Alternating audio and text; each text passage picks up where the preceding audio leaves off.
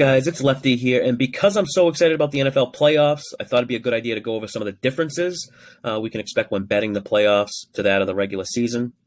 Also, give a quick kind of first reaction to some of the wildcard matchups, and like always, we're going to have an NFL live stream in the Betting Network Discord community later this week where I'll do like a deeper dive into each game and give my official bets and opinions on all the games. Our NFL admin, Rich, he'll likely join me in that live stream as well. If you want to join the Betting Network Discord community, the sign-up link is in the description below this video. Discord has all types of cool features. Besides the weekly live streams, we just recently launched a sports betting educational video course. I keep adding videos to that weekly. We have a betting tools channel with odds calculators and converters. Plus, in my personal opinion, what I think the best part of being a member of the Discord community is we have a lot of smart members in there just sharing information, breaking down games, and no matter your experience level, you can find useful information to kind of help improve your overall betting. And if you have any questions about joining, just leave a comment below. I'm pretty good about responding to them. But again, if you want to join or sign up to the Betting Network Discord, there's a sign up link in the description below this video. Now, let's get into Wildcard Weekend. The matchups are all set. Sportsbooks all have lines available for betting. It's pretty interesting to see last night which sportsbook would post lines for the wildcard matchups first.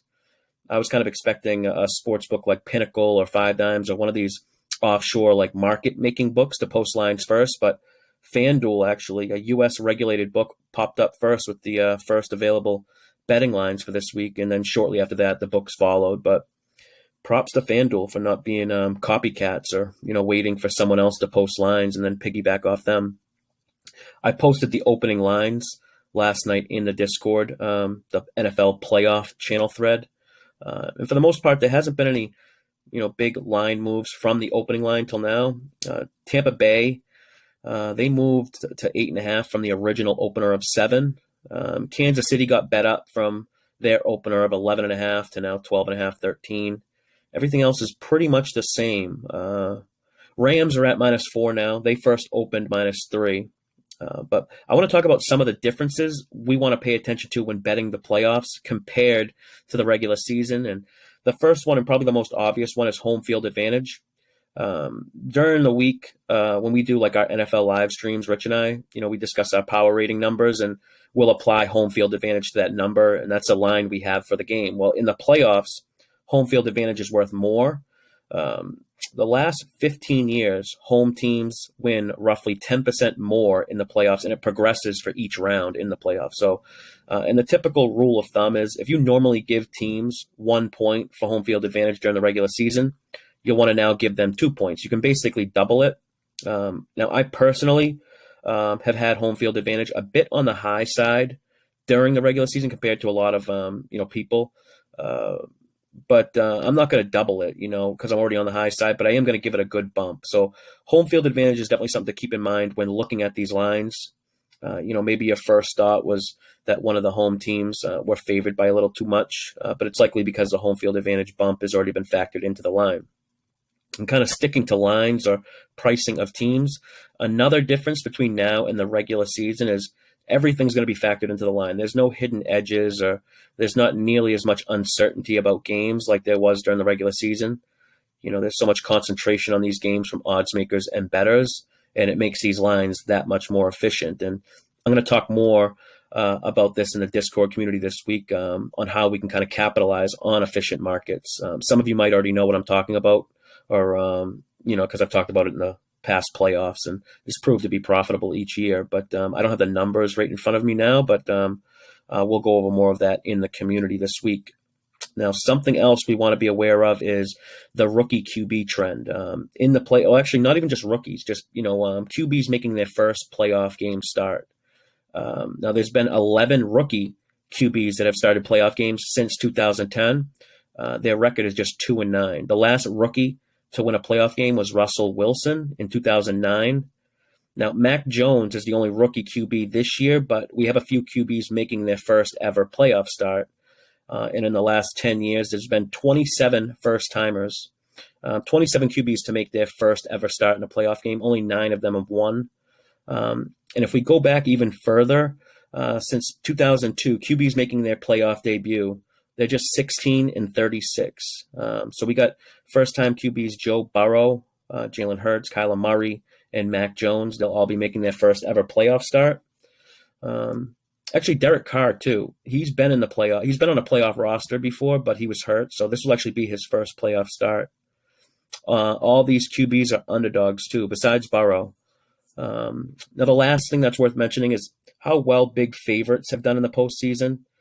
It's not often we see double-digit spreads in the playoffs, which, if you think about it, kind of makes sense because there shouldn't be many big mismatches if both teams are good enough to be in the playoffs. But double-digit favorites in the wildcard round have a 17-point average winning margin, and they've won over 60% of this against the spread since 2004. So KC at minus 13 would be the biggest wildcard favorite ever. So that logic of, this team might be laying too many points might not really apply here in the playoffs. But those are just some things to kind of keep in mind this week. I'm recording this on mid-Monday morning, so I don't really have any strong opinions on games just yet. I haven't really, looked too much into each game, but I do want to go through some of the games and give some initial thoughts. And one helpful factor we can actually look at when breaking down these games is out of the 6 wildcard matchups this week, 5 of them are rematches from the regular season. So San Fran versus Dallas is the only matchup where they didn't play each other this season, but the rest have. So we have a sample we can kind of look back at for both on-field matchups and kind of how the odds makers priced the two teams and, what the difference might be from now till back then. Raiders and Bengals will kick things off on Saturday. Bengals currently 6-point favorites. These two teams played back in late November, I think it was, in Las Vegas. Cincy won 32-13. They closed as 2-point road favorites. And, what's interesting is that looks like a lopsided score, 32-13, but that game was actually tied going into the fourth quarter. But Bengals now -6 seems pretty spot on when you consider the flip from road to home and then, that bump there. And you got to give Cincy some sort of bump for the 20-point win when they played. But next game on Saturday night, got Patriots Buffalo. This will be the rubber match. Both teams won on the road in the previous 2 meetings. Buffalo's currently 4-point favorites. Looks like it's going to be cold there in Buffalo too. Forecast is like 5 degrees or something like that. Yeah, it's going to be crazy there. Tough to play ball in cold weather. Moving on to the Sunday triple header. Eagles in Tampa to start the day off at 1 o'clock. Tampa's now a -8.5 point favorite. Some books have 9 or 9.5, but those are just those teaser blockers that some books like to put. Now, the majority of books have 8.5. And as far as, on-field matchup goes, or, for what these teams like to do with strengths and weaknesses, this game here is probably the biggest mismatch of all the games this week. Probably even more so than KC Pitt, even though the point spread doesn't reflect it. But if you look at this, Eagles offensively, they like to run the ball. The Bucs have the best run defense in the playoffs. Offensively, the Bucs like to pass the ball. Eagles' weaknesses on defense, they're 23rd rated pass defense. Philly has allowed the highest opposing QB completion percentage in the league at 70%. And for Philly's defense, it's not really about scheme or play calling either, that they can just adjust for an opponent. It's just they don't have the personnel for it. I make this line closer to Tampa Bay -10, even with the Bucs injuries. It's still Tom Brady versus Jalen Hurts making his first start. Eagles head coach Sirianni, he's making his first playoff appearance versus Bruce Arians, who's just been there. I'll have a lot more on this game for the live stream and dive a little bit deeper into that. But the Sunday night triple header is going to end with Pitt KC. And if you think about it for KC, not getting the number 1 seed, they ended up all right, drawing the Steelers in the first round. It's a team they absolutely dominated earlier this year. And remember, they dominated Pitt, and they were without a bunch of players that game too.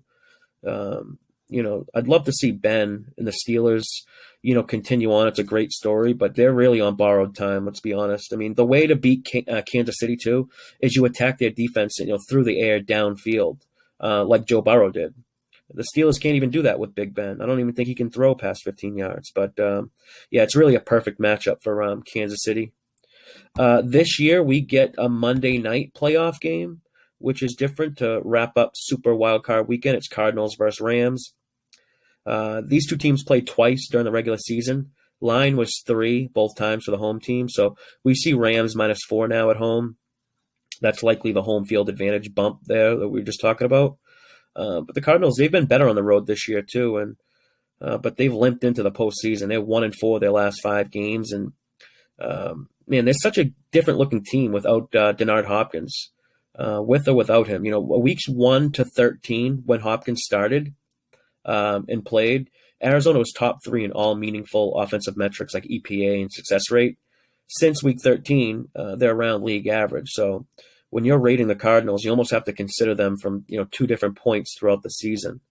But yeah, like I said, I'll have a lot more on these games and do a much deeper dive, into each game in the community on live stream this week. But hopefully this is something to kind of get you guys started. But I will see you in the Discord community.